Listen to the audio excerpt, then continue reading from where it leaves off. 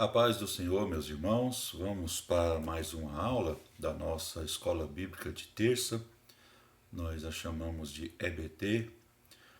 Nós estamos gravando essas aulas, pois não estamos tendo Escola Bíblica de Terça presencial, pelo menos por enquanto. Hoje a lição é a de número 6, onde vamos aprender sobre usando a fé diante dos confrontos. Nós temos aqui o texto áureo, verdade aplicada e objetivos da lição. Texto áureo. Então caiu o fogo do Senhor e consumiu o holocausto e a lenha e as pedras e o pó, e ainda lambeu a água que estava no rego. 1 Reis 18 e 38. Verdade aplicada. Nos momentos mais difíceis aprendemos que a vitória está em crer, obedecer e esperar no Senhor Deus. Objetivos da lição: ensinar que o Senhor tem métodos peculiares de agir, mostrar que a misericórdia divina sempre nos socorre, apresentar que Deus responde com fogo. Texto de referência se encontra em 1 Reis capítulo 18, versículos 22, 23, 24 e 39. Então disse Elias ao povo: só eu fiquei por profeta do Senhor, e os profetas de Baal são 450 homens. Deem-se-nos, pois, 2 bezerros, e eles escolham para si um dos bezerros, e o dividam em pedaços, e o ponham sobre a lenha, porém não lhe coloquem fogo, e eu prepararei o outro bezerro, e o porei sobre a lenha, e não lhe colocarei fogo. Então invocai o nome do vosso Deus, e eu invocarei o nome do Senhor, e há de ser que o Deus que responder por meio de fogo, esse será Deus. E todo o povo respondeu, dizendo: é boa esta palavra. O que vendo todo o povo, caíram sobre os seus rostos e disseram: só o Senhor é Deus, só o Senhor é Deus. Vamos aqui então para a introdução da nossa lição. Diante das crises que assolam o mundo, muitos cristãos não têm conseguido superá-las. Por isso que nessa lição nós vamos ver que o profeta Elias encontrou força em Deus para triunfar sobre os problemas da vida, e a partir das lições extraídas da vida do profeta Elias, também vamos aqui extrair lições para que nós também encontremos forças em Deus para triunfarmos diante das dificuldades. No tópico primeiro, nós temos aqui Elias e suas provações. Elias profetizou em um período árduo da história de Israel do ponto de vista religioso. Elias enfrentou perseguições do rei de Israel, Acabe, e de sua esposa Jezabel. Ela era fenícia, filha de Etbaal, rei dos Sidônios. Acabe e Jezabel levaram os israelitas a deixarem a adoração a Yahvé, que era o Deus com o qual eles tinham uma aliança, a aliança mosaica ou a aliança do Sinai, e eles passaram a adorar a Baal, que era o Deus do clima, o Deus da chuva, das tempestades, da fertilidade, etc. Para combater esse culto, o chamado baalismo, Deus chama Elias. Então aqui a gente vai ver sobre o método da chamada divina. Com a morte do rei Salomão em 931 a.C., Israel se dividiu em 2 reinos. O reino do norte, também chamado de Israel, era composto por 10 tribos, e o reino do sul, também chamado Judá, composto por 2 tribos. No século 9 a.C., Israel, o reino do norte, era governado pelo rei Acabe e a rainha Jezabel, que induziram o povo de Israel a um contexto turbulento de idolatria e paganismo, também chamado de baalismo. Elias foi chamado por Deus para ser o seu porta-voz, recebendo a responsabilidade de lembrar aos israelitas que eles pertenciam a Yahvé, que eles tinham uma aliança com Yahvé. Essa aliança foi feita lá no Monte Sinai, através do profeta e do legislador Moisés. Por isso, eles deveriam abandonar o baalismo e viverem para Deus e cumprir com todos os princípios da aliança mosaica. Aqui a gente vai, ao invés de ver o 1, 2, a gente vai ver o 1, 3, depois a gente vê o 1, 2 para ter uma sequência um pouco mais lógica. Os métodos peculiares de Deus. Após profetizar que nem orvalho e nem chuva viria sobre Israel, segundo as suas palavras, essa profecia atingia diretamente o baalismo, tendo em vista que muitos viviam no engano de que era Baal quem controlava o clima e as chuvas. Então essa profecia ela atingia diretamente esta crença equivocada, esse paganismo instaurado em Israel. Diante dessa profecia que não choveria, Elias foi forçado a uma migração solitária para fugir das ameaças de Jezabel. Elias se estabeleceu junto ao ribeiro de Querite e de maneira milagrosa foi alimentada por corvos que lhes trazia carne e pão, conforme 1 Reis capítulo 17, versículos 3 e 4. Isso nos mostra que o Senhor é bom em tempos difíceis. Então aqui Elias estava fugindo de Jezabel, estava junto ao ribeiro de Querite, porém Deus o alimentou de maneira milagrosa. Deus também, nas nossas vidas, também tem seus métodos peculiares, diferentes e até inimagináveis de cuidar de cada um de nós, de prover sustento, de dar provisão para as nossas vidas. Nós vamos aqui para o 1.2. O 1.2 a gente inverteu aqui, né, a ordem. O 1.2 diz: quando a chamada de Deus prevalece. A cada dia a idolatria crescia e a situação piorava em Israel. A seca castigava Samaria e Jezabel mandava matar os profetas. O caos havia se estabelecido em Israel. E o profeta do Senhor, mesmo diante da ameaça de Jezabel em tirar-lhe a vida, ele tinha convicção de sua chamada. Então a chamada dele prevalecia diante das adversidades, dificuldades e ameaças que ele estava enfrentando. A gente também tem que ter essa mesma convicção. Diante das dificuldades, a chamada de Deus para a nossa vida deve sempre prevalecer. Devemos ter sempre essa consciência de que somos servos de Deus e de que Deus está cuidando de nós. No tópico 2 diz: Deus contava com Elias. Elias foi um homem que obedeceu a Deus em diversas situações. Para exemplificar, podemos ver as seguintes ordens sendo obedecidas por Elias. Deus manda Elias para o ribeiro de Querite, 1 Reis capítulo 17, versículo 3, e ele foi. Para Sarepta, 1 Reis 17, versículo 9, Elias foi. Para Samaria, 1 Reis capítulo 18, para o Monte Horebe, 1 Reis capítulo 19, versículo 8, para Betel, 2 Reis capítulo 2, versículo 2, para Jericó, 2 Reis capítulo 2, versículo 4, e para o Jordão, 2 Reis capítulo 2 e versículo de número 6. Em todas essas circunstâncias, Deus ordenava Elias a se retirar de um lugar e ir para o outro, e Elias obedecia ao Senhor. Então Deus conta conosco também com relação a obedecermos aquilo que Deus tem para as nossas vidas, assim como aconteceu aqui na história do profeta Elias.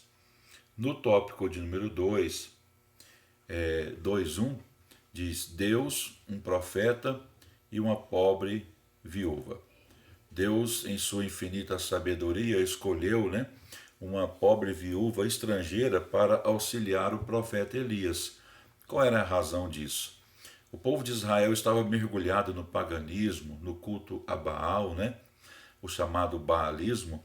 Então eles não estavam sensíveis à voz de Deus e dificilmente eles atenderiam à voz de Deus para cuidar do profeta Elias. Então aqui a gente vê Elias sendo direcionado por Deus para a casa de uma viúva.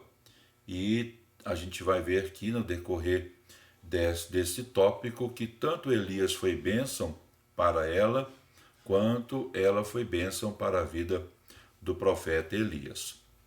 Então, na crise, a viúva de Sarepta foi bênção para Elias. Deus envia o socorro no tempo certo, conforme está em 1 Reis, capítulo 17, versículo 12. Mesmo que pareça que Deus está demorando, isso não significa que ele não vai agir, não vai atender, porque ele tem os seus propósitos. A hora de Deus agir não é a hora que nós exigimos ou pensamos que é a hora correta dele agir. Então Elias chegou à casa de uma mulher viúva que estava se preparando para a morte. Ela vivia com o filho e tinha apenas o suficiente para os dois. Depois que eles comessem o último alimento, eles iam aguardar a morte chegar. Então, mesmo sendo viúva e passando por necessidade, quando o profeta disse: faça o bolo para mim primeiro, ela fez, obedeceu a voz do Senhor, né, que estava com certeza levando-a para aquele ato bondoso, e por causa desta bondade dela para com o profeta, Deus a fez prosperar de maneira extraordinária em tempo de crise.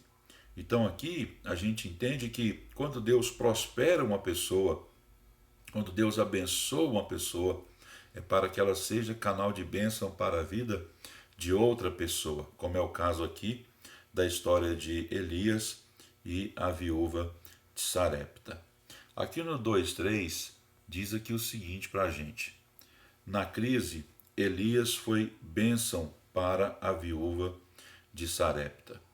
Elias diz para ela: da panela a farinha não se acabou, e da botija o azeite não faltou, conforme a palavra do Senhor que fora dito pelo ministério de Elias.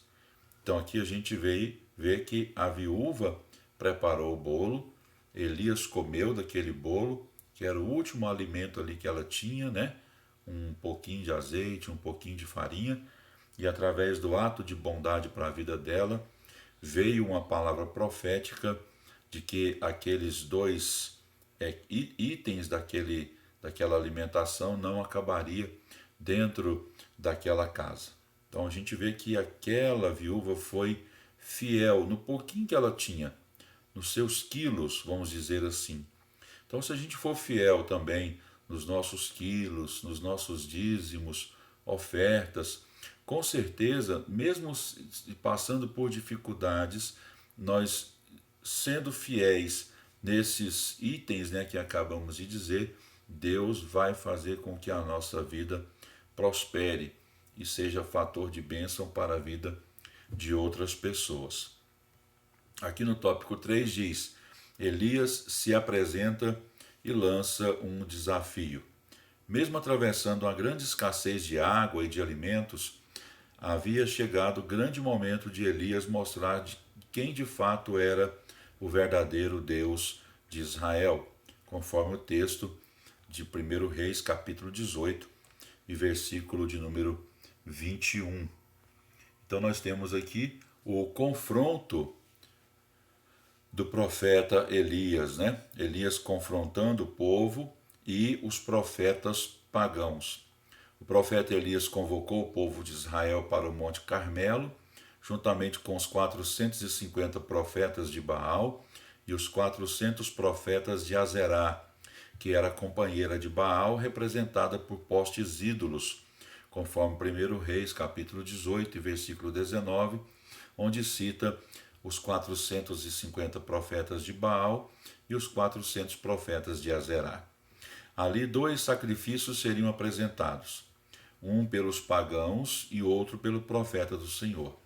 Ninguém poderia queimar os sacrifícios, pois o fogo surgiria de modo sobrenatural, vindo através do Deus verdadeiro.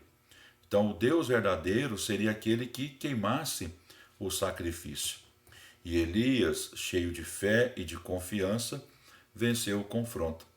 Então, isso mostra para a gente que, diante das dificuldades, diante dos confrontos, seja de qual ordem for, nós temos que ter fé e confiança de que o Senhor vai responder às nossas orações, que é o tópico 3.2, a resposta divina em meio à fé. Em meio à fé, as adversidades, né, vão sendo destruídas por causa da nossa confiança no Senhor. Então, quando rogamos ao Senhor com toda a nossa devoção, a resposta de Deus vai vir, talvez de modo que a gente nem imagina, né? De modos diferentes. Aqui no caso da questão de Elias, a resposta veio através de um fogo, né? Que consumiu o holocausto, a lenha, a pedra, o pó, e ainda lambeu toda a água que estava na vala. Aquela manifestação divina trouxe uma consciência de arrependimento ao povo e de reconhecimento de que só o Senhor é Deus, conforme 1 Reis, capítulo 18 e versículo de número 39. Então, mesmo diante das situações mais difíceis, quando nós oramos, quando nós colocamos a nossa fé em ação, Deus há de responder e de se manifestar de maneira extraordinária, mesmo diante das dificuldades. Vamos aqui para o 3.3. O altar restaurado, a glória de Deus e abundante chuva. Elias, antes de orar para que Deus derramasse fogo sobre aquele holocausto, ele preocupou-se em arrumar o altar, consertar o altar. Isso fala da nossa preocupação diária, de sempre colocar a nossa vida, que é o altar, diante de Deus de maneira consertada, reparando, né, ali os tijolos e brechas que podem haver, para que Deus se agrade de nós. Isso vai fazer com que a glória de Deus se manifeste e a abundante chuva chegue sobre a nossa vida. Aqui no caso de Elias, Elias previu que estava chegando uma grande chuva, porque o altar havia sido restaurado, Deus havia respondido com fogo, Deus havia manifestado a sua glória, provado que ele era o verdadeiro Deus e que Baal era apenas um falso ídolo, nada mais do que isso.